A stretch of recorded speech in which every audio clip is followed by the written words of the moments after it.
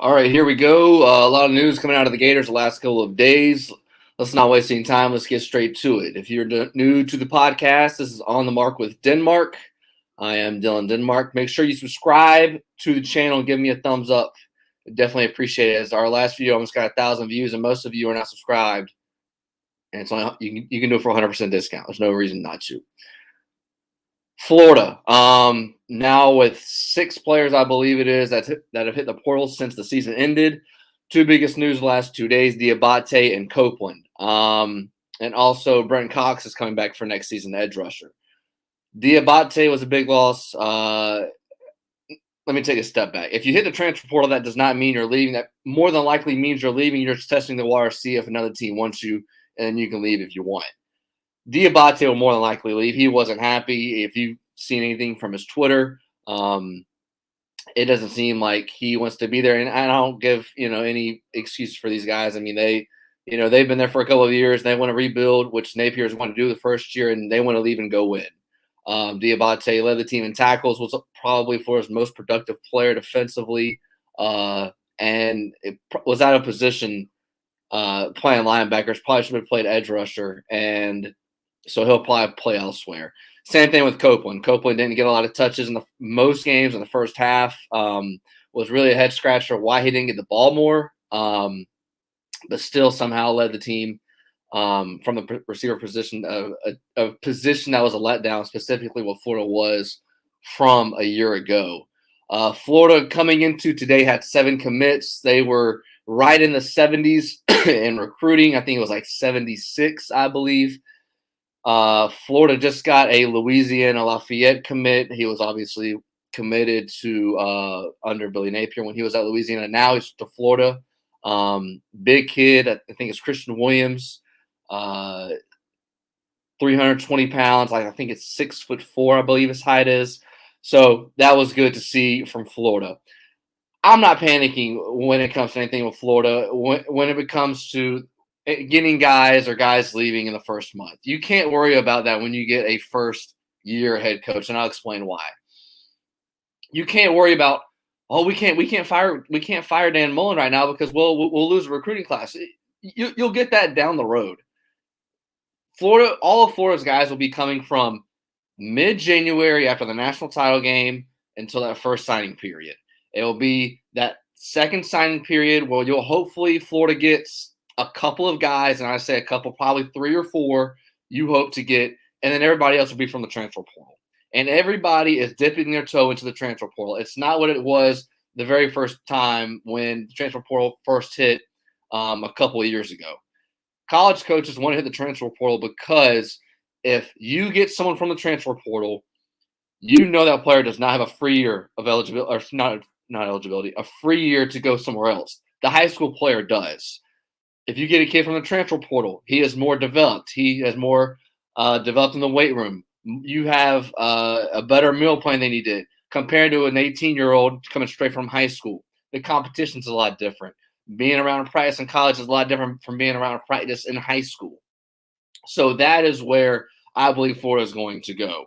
And I'm not panicking. And this is the thing that Florida has that a lot of teams don't have their first year right now. If you look at the Brian Kelly right now at LSU, Cristobal at Miami, and something that made Florida great when they had Spurrier and then when they had Meyer is a generational quarterback. Now, Anthony Richardson has to stay healthy. That's the biggest question going forward.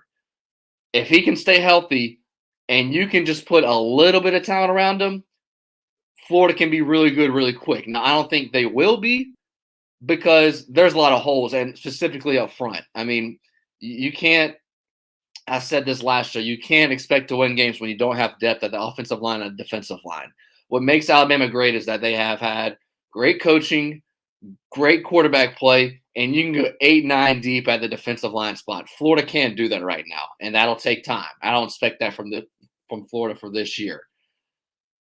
If you look at Florida when they had Steve Spurrier, it started with Shane Matthews, and then Florida blew up when they had Danny Warfel. And then they became really good when they had Rex Grossman in 01.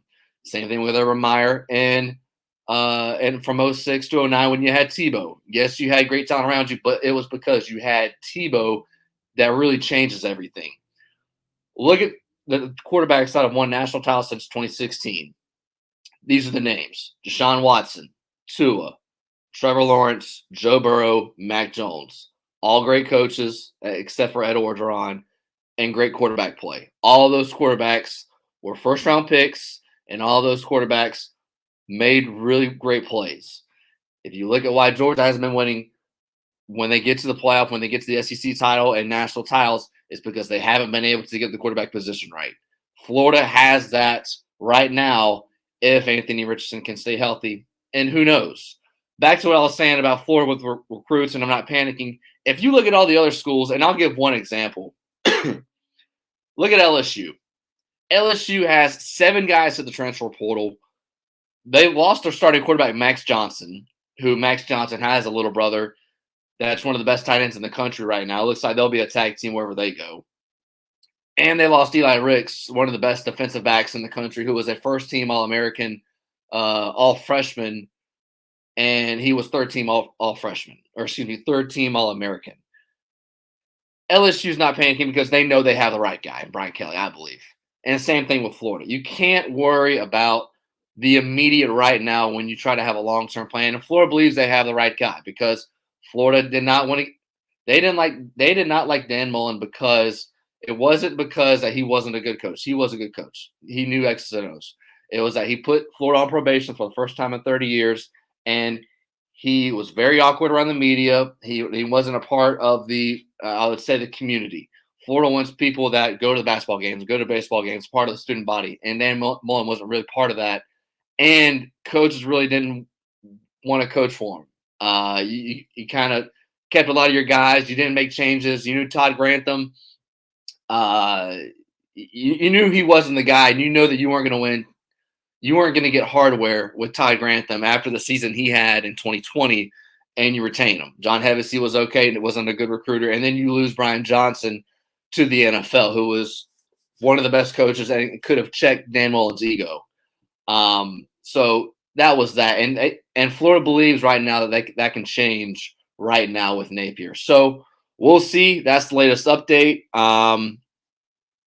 Diabate and Copeland in the transfer portal. Probably more to come. I believe Emory Jones will probably hit the portal after the bowl game because he still has like 10 to 12 days. What is it? The bowl game's like the 20-something, which, by the way, is a sold-out crowd for Florida and UCF. That'll be interesting to see. UCF didn't really end the season well, but that's UCF Super Bowl, especially when it comes to fans and the games in Tampa. It'll be interesting to see if Florida is motivated to play that game. But yeah, Emory Jones will probably hit the portal, and there'll probably be a couple more guys that hit the portal. Because one thing, if you've done any research around Billy Napier and what the guys that he goes after when it comes to recruiting is he doesn't get 4- and 5-star guys because they're 4- and 5-star guys. He wants to get guys that are good teammates, that are going to graduate, that go to school, and they do the right thing. Now, I understand Florida fans don't want to hear that because anytime Dan Mullen recruited, it was always, hey, coach, you don't have a good recruiting class, yada, yada, yada. And he would always say, yeah, that's their board, but our board was this. And yes, that's fine. You can say that in the short term, and it worked for Dan Mullen those first 3 years. But over time, if you want to compete with the LSU, the Alabama, the A&M, the Georgia, you got to have those 4- and 5-star guys, and you got to have depth, which Florida does not have right now. Florida doesn't have depth at the receiver position. Florida doesn't have depth at the linebacker position. Diabate, I think now is 5 interior linebackers on the roster. That's slim. The secondary hasn't been good. That's going to change, obviously, with Corey Raymond coming to Florida from LSU. And I think Florida had two linemen each, and the 18 and 19 class on the D-line. That's going to change a lot, and it's going to change a lot with the portal. So that's the latest update as it's December 10th on a Friday. Thank you guys for watching, and we'll see you probably Monday when the next big news comes out. This is On the Mark with Denmark. I'm Dylan Denmark. Make sure you subscribe to the channel, and let's keep this thing rolling.